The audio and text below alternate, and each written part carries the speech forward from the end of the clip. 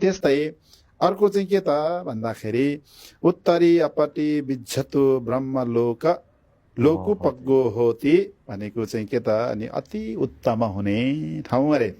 अति उत्तम हुने अर्हत मार्ग फल प्राप्त गर्न नसके तापनि है अर्हत फल त अति उत्तम भयो। जहाँ पुगिसकेपछि हाम्रो जन्म र मरण नै छैन, त्यहाँ सुख छ भने त्यो ठाउँ हामीले प्राप्त गर्न नसके तापनि हामीले चाहिँ ब्रह्मलोक होइन सम्म चाहिँ हामीले फल प्राप्त गर्न सक्दछौँ। यो हामी आफैले सो चाहिँ अभ्यासबाट यो फल प्राप्त गर्न सक्दछौँ। यहाँ सबैजनालाई अभिवादन र विशेष गरिकन चाहिँ हाम्रो लामा गुरुको उहाँले बोल्नु भएको वचनहरूलाई मैले सुनिराखेको थिएँ अनि सुन्दै जाने क्रममा उहाँले एउटा शब्द चलाउनु भयो, अर्हत फलसम्म चाहिँ हामी पुग्न सक्दैनौँ, हामी तेस्रो स्टेप अर्थात् देवलोकसम्म हामी पुग्न सक्छौँ भन्ने कुरा उहाँले गर्नुभएको छ। अनि अर्हत फल चाहिँ एकदमै कठिन छ त्यो ठाउँमा, त्यो पुग्नको लागि, त्यो प्राप्त गर्नको लागि भनेर उहाँले भन्नुभयो। अनि के रहेछ त यो अर्हत फल भनेर यहाँनिर अध्ययन गर्दै गर्दाखेरि चाहिँ पापबाट पुरै मुक्ति पाएको होइन, पापलाई चाहिँ पुरै त्यो पापको बन्धनलाई पुरै तोडेको र कमीलाई पनि नमार्ने, झिँगा पनि नमार्ने व्यक्ति चाहिँ त्यो ठाउँमा पुग्न सक्छन् भनेर उहाँले भन्नुभएको छ। भनेको मतलब पाप भन्ने कुरा चाहिँ अलिकति पनि हुनु भएन। जब त्यो व्यक्तिको मृत्यु हुन्छ त्यो व्यक्ति चाहिँ सिधै चाहिँ यो अर्हत फल उसले प्राप्त गर्छन् र त्यो व्यक्ति चाहिँ यो संसारमा फेरि पनि पुनर्जन्म हुनु पर्दैन भन्ने कुरा उहाँले गर्नुभएको छ। रोमी 3:23 बाइबलमा हामीले हेर्यौँ भने सबैले पाप गरेका छन् र परमेश्वरको महिमासम्म पुग्नबाट चुकेका छन् भनेर भनेको छ। तपाईँ र मैले प्रयास गरेर हामीले आफैलाई बचाउन कहिले पनि सक्दैनौँ। हामीले यो कुरा बुझ्नु अति नै आवश्यक छ।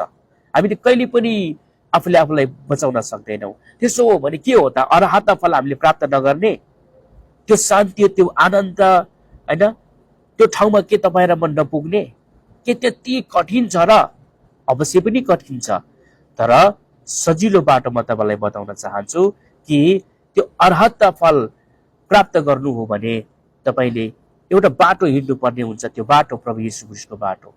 येशू ख्रीष्ट संसारमा आउनुभयो, उहाँले के गर्नुभयो भन्दाखेरि नि हामीले प्रयास गरिराखेको होइन, धर्ममा जिउने, धर्म गर्ने प्रयास गर्दाखेरि हामी फेरि पनि पाप गरी पठाउँछौँ, हामी फेरि पनि लड्छौँ अनि हामीले कहिले पनि त्यो अर्हत फल प्राप्त गर्न सक्दैन रहेछौँ।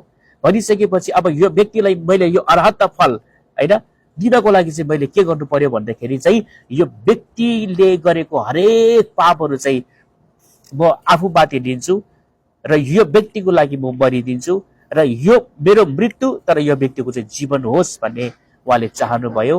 र येशू ख्रीष्ट तपाईँ र मेरो लागि हाम्रा सबै रोग, हाम्रो पाप, हाम्रो अधर्म सबै कुराहरूलाई लिइकन पहिलो पत्रुस 2:24 लेखिएको छ, सबै कुरा हाम्रो लिनुभयो र हाम्रो लागि उहाँ बलिदान हुनुभयो, हाम्रो लागि उहाँ मर्नुभयो।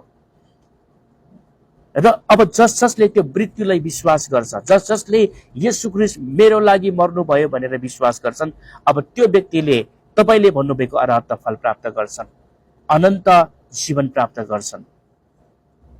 यसकारणले गर्दाखेरि जति पनि आदरणीय दाजुभाइ दिदीबहिनीहरू हुनुहुन्छ, जति तपाईँहरू हुनुहुन्छ, यहाँहरूलाई म के निवेदन गर्न चाहन्छु भन्दाखेरि, के रिक्वेस्ट गर्न चाहन्छु भन्दाखेरि, तपाईहरूले आफ्नो जुन शास्त्र पढ्नु भएको छ ठिक छ, एकदमै राम्रो कुरा हो, तर बाइबललाई पनि येशू ख्रीष्टको बारेमा पनि तपाईँले केही अध्ययन गरेर हेर्नुहोस्। येशू ख्रीष्ट तपाईँ र मेरो हामी सबैको लागि त्यो अर्हत फल दिनको लागि येशू ख्रीष्ट क्रुसमा टाँगिनु भएको छ।